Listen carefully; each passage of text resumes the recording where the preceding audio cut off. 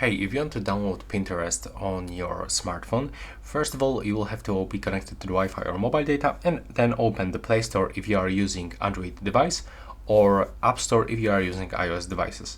So in my case, I'm using Google Pixel phone, so I have to go to the Play Store, click on the search pool, and I have to type Pinterest. You can also pick it from the quick list. That's the application that we have to download. So click install. And now just wait for the downloading process.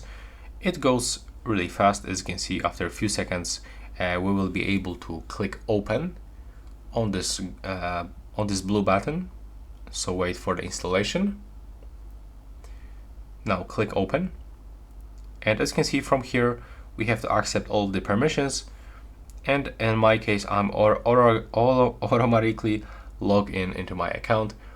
And that's how you can actually download this application on your phone in 2024. Right now, please subscribe to my channel and see you in the next one.